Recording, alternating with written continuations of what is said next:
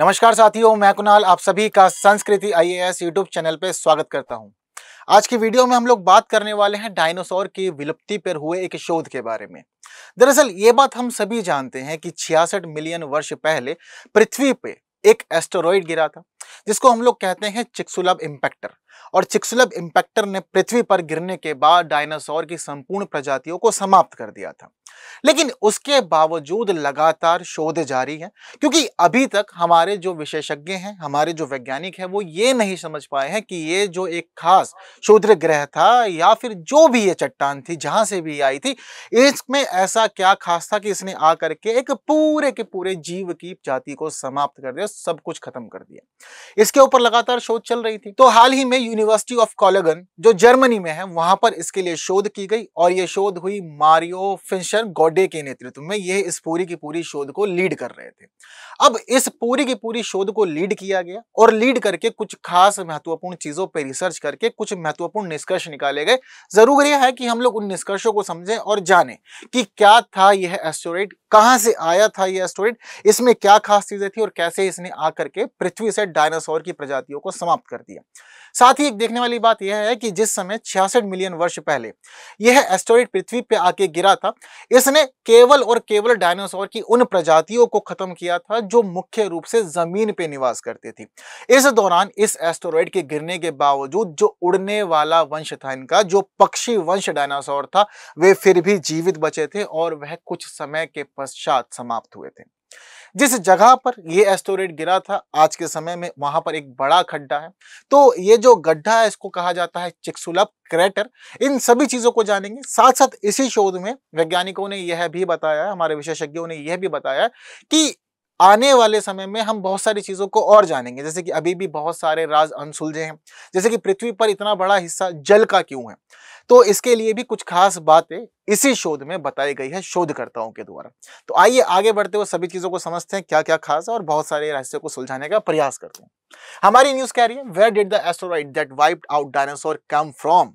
We have the answer. तो जो asteroid था कहां से आया था, इसने डायनासोर्स को समाप्त कर दिया था? फिलहाल उसका जवाब मिल गया है। इसी जवाब को अभी हम लोग को समझना शुरू करना है। तो स्थिति हम लोग के सामने फिलहाल इस प्रकार की है कि 66 मिलियन वर्ष पहले एस्टेरॉइड आया, आकर के गिरता है ये मैक्सिको के पास और वहां पर बन जाता है एक चिक्सुलव क्रेटर। इससे जुड़ी हुई चीजों में हमें अब क्या क्या चीजें समझनी है, यह देखिए। दरअसल अब इससे जुड़े हुए राज जो हैं वह राज हमें ना इसी क्रेटर के आसपास मिलेंगे, क्योंकि जब कभी भी आकर के कोई भी इस प्रकार से एस्टेरॉइड गिरता है, कोई चट्टान आकर के पृथ्वी से टकराती है, टकराने के बावजूद वह टूट तो जाती है लेकिन अपने बहुत सारे अवशेष छोड़ती है और उन्हीं अवशेषों में छुपे होते हैं इससे जुड़े हुए राज। और यही सब चीजें फिलहाल शोध की गई।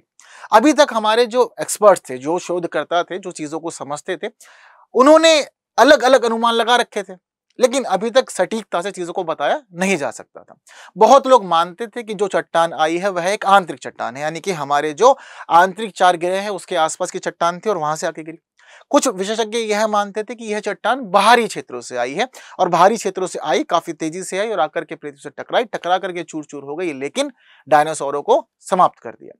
डायनासोर के समाप्त होने की जो पूरा का पूरा काल था, इस काल को कहते हैं क्रेटेशियस काल और पैलियोजिन काल। दरअसल दो प्रकार के काल हम लोग पढ़ने को मिलते हैं हमें इस जगह पे। एक होता है क्रेटेशियस काल और एक होता है पैलियोजिन काल। ऐसा माना जाता है कि क्रेटेशियस काल के अंत होते होते और पैलियोजिन काल तक आते आते डायनासोर्स को लेकर के बहुत ज्यादा स्थिति बदल गई थी और ये जो एस्टेरॉइड आकर के गिरा था यह भी क्रेटेशियस काल में ही आके गिरा था और इसी पूरे दौर में हमें सभी बदलाव देखने को मिलते हैं। अब शोधकर्ता ये मानते हैं कि जब सारे बदलाव क्रेटेशियस काल और पैलियोजिन काल के बीच में हुए हैं तो हमें इस दौरान बनी हुई चट्टानों को समझना होगा। इस दौरान जो तलछट बने हैं हमें उसके अंदर पाए जाने वाले पदार्थों को समझना होगा और इन्हें ही समझते जानते हुए आगे बढ़ना होगा। तो चीजों पे शोध की गई, रिसर्च की गई और रिसर्च करते हुए चीजों को आगे बढ़ाया गया। तो रिसर्च के लिए हम लोग को कहां जाना है? मैक्सिको के पास बने हुए चिक्सुलव पेनिनसुला में चिक्सुलव क्रेटर पे। यह चिक्सुलव क्रेटर यहीं पे ही बना हुआ है। तो इससे जुड़ी हुई चीजें में जो यहाँ पे पाई जाती हैं उन्हीं पे फिर शोध की गई। ठीक है, याद रखिएगा आप लोग, मैक्सिको के युकाटन प्रायद्वीप में है यह चिक्सुलव क्रेटर। इसको समझा जाता है तो पता लगता है कि मतलब ओवरऑल देखा जाए तो 180 किलोमीटर चौड़ा माना जाता है, वहीं 20 किलोमीटर गहरा माना जाता है। ठीक है, तो आपको मैंने पहले बताया था कि 10 से 15 किलोमीटर के आसपास की चीजें इसकी मानी जाती है, तो 20 किलोमीटर का ऑन एन एवरेज गहरा माना जाता है इसको, वहीं 180 किलोमीटर की चौड़ाई है जो कि इसकी बहुत ही ज्यादा है। चीजें क्लियर है। अब क्या हुआ था कि जिस समय यहाँ पर यह शूद्र ग्रह आके गिरा था तो इसके अंदर कुछ खास पदार्थ पाए जाते थे, जैसे कि इसमें इरिडियम पाया जाता है, रुथेनियम पाया गया, इसके अंदर ऑस्टियम पाया गया, रोडियम पाया गया, प्लैटिनम पाया गया और पैलेडियम पाया गया। अब दरअसल जैसे कि एक खास पदार्थ जिसकी मैं बात करूं आपको, रुथेनियम। रुथेनियम एक ऐसा पदार्थ है, एक ऐसा तत्व है जो पृथ्वी पर बहुत ज्यादा रेयर है। पृथ्वी पर इसको अच्छे से देखने को नहीं मिलता, बहुत रेयर है, कहीं कहीं मिला वरना नहीं मिलता, एक प्रकार से लुप्त स्थिति में है ये रुथेनियम पृथ्वी पे। लेकिन जब जब हमने देखा है कि शूद्र ग्रह आकर के आए, शूद्र ग्रहों ने अपने तत्व छोड़े हैं और उनके तत्व आकर के पृथ्वी पे गिरे हैं, तो हमें यह पता चलता है कि यह जो शूद्र ग्रह गिरे हैं इनमें खासतौर पर रुथेनियम पाया जाता है। तो यहां पर यह समझा गया कि जो रुथेनियम है, रुथेनियम के आइसोटाइप्स को लेकर के पूरी शोध हो सकती है और इन्हीं शोध को लेकर के हम चीजों को आगे बढ़ा सकते हैं। तो रुथेनियम के आइसोटाइप पर विशेषज्ञों ने पूरी की पूरी शोध की और अपनी पूरी शोध के अंदर कुछ खास निष्कर्षों को प्राप्त किया। दरअसल जो यूथेरियम आइसोटाइप्स होते हैं यह बताते हैं कि एस्टेरॉइड किस ग्रुप का है। जनरली एस्टेरॉइड के हमें दो ग्रुप देखने को मिलते हैं। एस्टेरॉइड का एक ग्रुप कहा जाता है सी टाइप और एस्टेरॉइड के दूसरे ग्रुप को कहा जाता है एस टाइप। ठीक है, इस प्रकार के दो अलग अलग एस्टेरॉइड टाइप हमें देखने को मिलते हैं। तो जो सी टाइप का एस्टेरॉइड होता है, सी टाइप का एस्टेरॉइड का मतलब है कि आप कार्बन से जुड़े हुए हैं, आप में कार्बन की मात्रा अधिक है।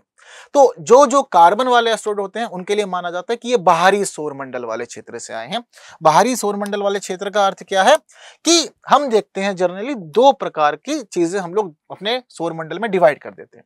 दरअसल ये जो हमारी एस्टेरॉइड बेल्ट है जो जुपिटर और मार्स के बीच में पड़ती है, इस एस्टेरॉइड बेल्ट से पहले के जितने भी क्षुद्र ग्रह वगैरह होते हैं उनके लिए हम लोग मानते हैं कि यह आंतरिक सौरमंडल में बने हैं। वहीं अगर इस एस्टेरॉइड बेल्ट के परे कोई भी क्षुद्र ग्रह तैयार होता है तो उसके लिए हम मानते हैं कि यह बाहरी सौरमंडल में बना है। अब दरअसल हमारे पास में दो टाइप हो गए, सी टाइप और एस टाइप। सी टाइप मतलब आप कार्बन वाले हैं।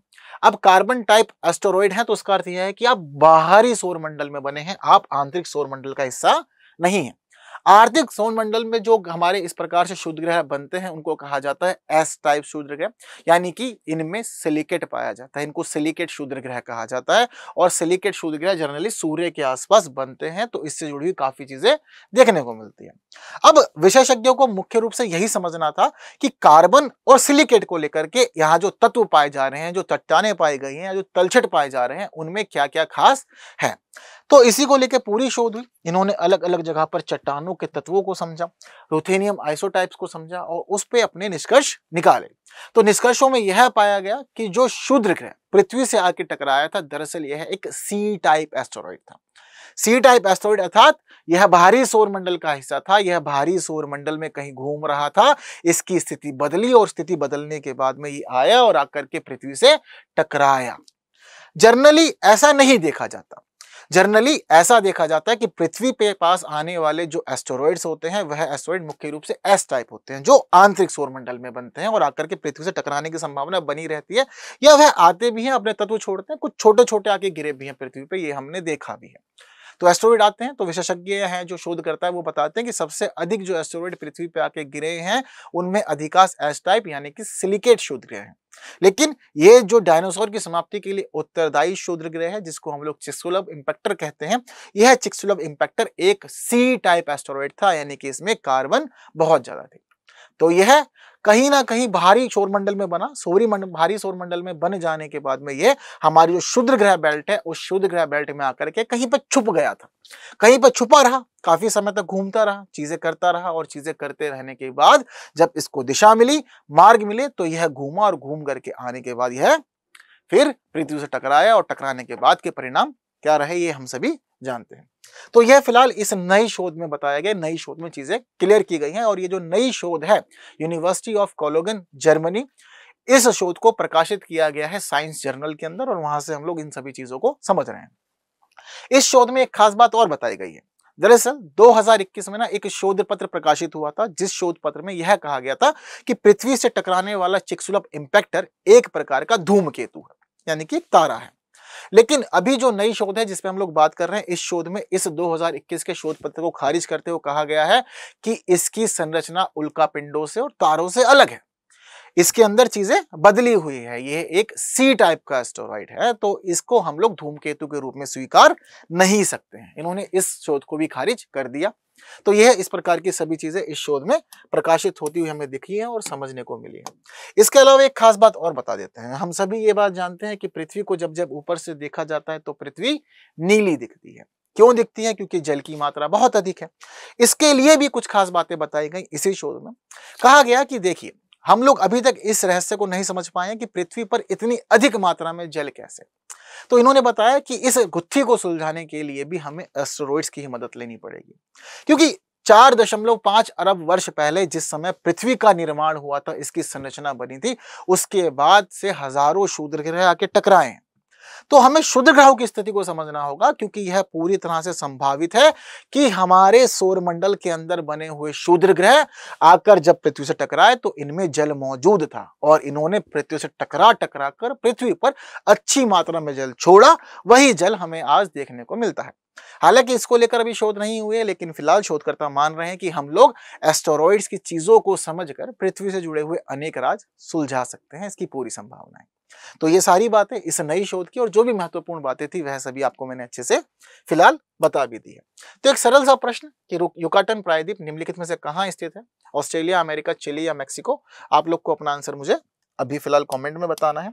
और वीडियो इन्फॉर्मेटिव लगी है, आप चाहते हैं कि ये वीडियो बाकी साथियों तक पहुंचे, तो शेयर कीजिए जितना आप कर सकते हैं। वीडियो को लाइक के बिना नहीं जाना है, बने रहना है संस्कृति IAS यूट्यूब चैनल पे। फिर जल्द मुलाकात होगी एक नई वीडियो में कुछ नए विषयों के साथ, लेकिन तब तक के लिए दीजिए मुझे विदा। Thank you so much.